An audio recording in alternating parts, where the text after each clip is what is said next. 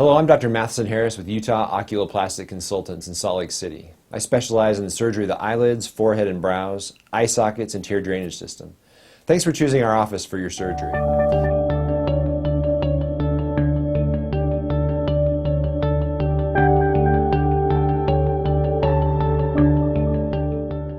There are various reasons why people need eyelid surgery, including droopy upper or lower eyelids, blocking vision or causing tearing, lower eyelid bags which are cosmetically unacceptable, and eyelids that have rolled in or out, causing eye discomfort. Many people also have drooping eyebrows or foreheads, which can also block their vision. These conditions can all affect your quality of life, making reading, driving, and watching TV difficult.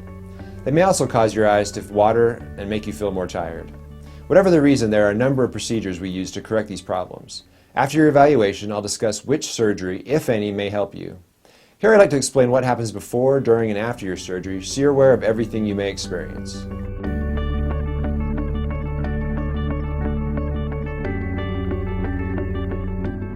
There are several things that you must do prior to surgery to ensure your surgery goes as smoothly as possible and there are no delays or unnecessary complications.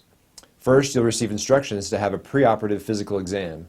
Your primary doctor will ensure you are healthy enough to receive anesthesia. You'll also be given a list of medications to avoid prior to surgery.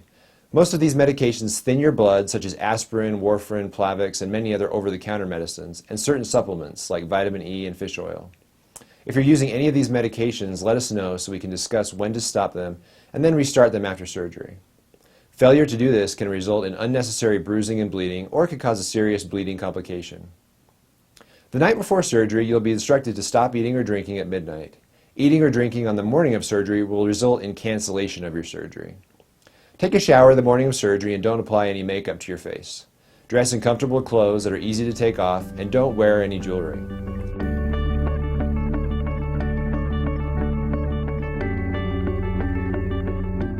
When you arrive at the surgery center, you'll be checked in and asked questions about your health history. You'll have an IV placed and the anesthesiologist will come and explain his or her plan for your anesthesia. Once you are brought into the operating room, you'll be wrapped in warm blankets and given oxygen to breathe. You'll have numerous sensors placed on your body to monitor you during the surgery. I'll clean your face with alcohol and mark the areas where I'll make my surgical incisions. Depending on the type of surgery, you'll either be awake but sedated or completely asleep. Either way, we'll help you drift off to sleep while numbing medicine is injected under the skin. During the surgery, you'll be kept comfortable. If at any time you feel discomfort, you can let me and the anesthesiologist know, and we'll give you whatever you need to be more comfortable.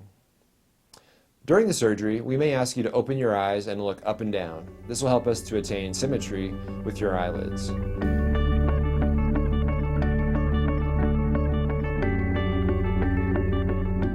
Immediately after your surgery, you'll be taken to a recovery room. In most cases, you'll have ointment placed on your incisions and ice placed over your eyes.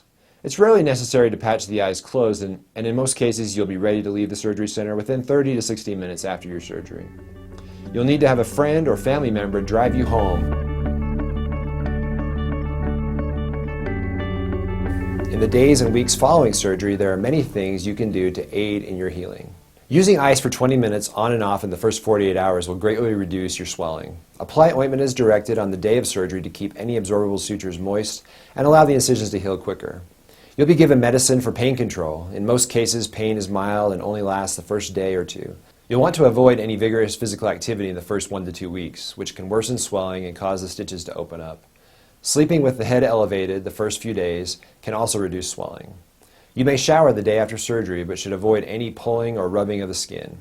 Use a towel to pat the surgical areas dry. Do not rub them. Avoid excessive cleaning of the surgical areas, as this can lead to suture breakage prematurely.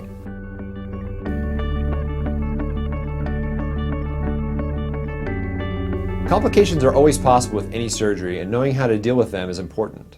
Many people experience oozing or mild bleeding from their incisions in the first few days after surgery, and this is normal. Holding direct pressure over a bleeding area for several minutes will nearly always make it stop. If bleeding persists despite several minutes of direct pressure, notify our office.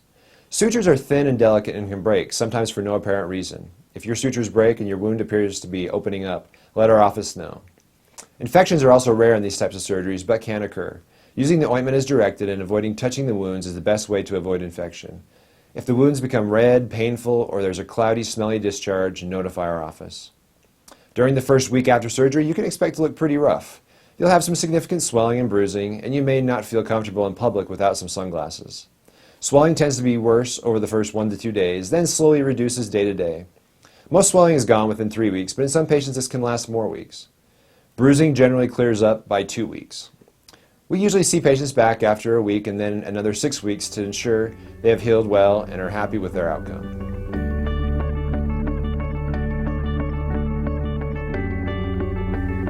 Just a few words on insurance considerations. In most cases, insurance, including Medicare, pays for eyelids and brow surgery.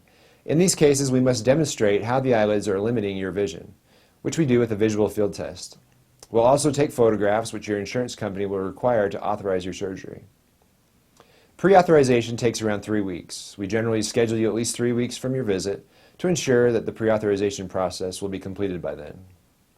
Cosmetic procedures are not covered by insurance. In many cases, however, we combine cosmetic procedures with medically necessary surgery so that patients can recover from both simultaneously. It's also much cheaper to do the surgeries at the same time. Lower eyelid lift to remove bags and tighten the skin is the most common cosmetic surgery we perform.